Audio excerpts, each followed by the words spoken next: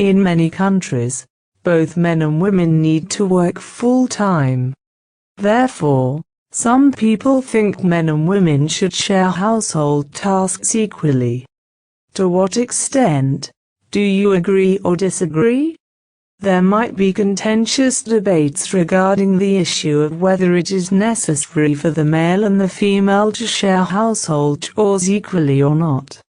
The opponent might disagree with my stand. However, I strongly believe that men also need to be responsible for doing house chores. In this regard, I will write this essay concerning my opinions. Firstly, nowadays, men and women are equal in their relationship. In the past, many societies used to be affected by patriarchy.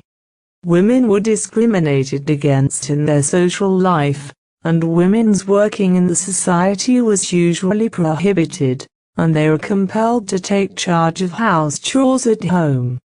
However, nowadays, the discrimination against women has disappeared, and their participation into the society is allowed freely. Under those circumstances, if only women should take care of housework, they cannot do their work efficiently, and it can be the discrimination against women.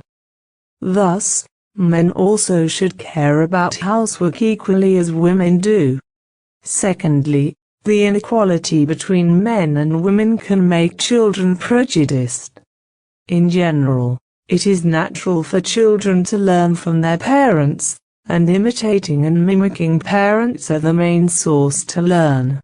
Thus, if children observe that only their mother does housework and their fathers are exempt, children will have biased thoughts about men's roles and women's roles in the family, and the problem is that, when they grow into adults and get married, these prejudices will obstruct their normal marriage life.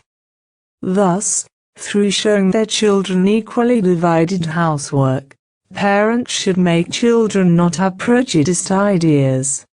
To recapitulate, I firmly argue that both men and women equally should be responsible for doing housework.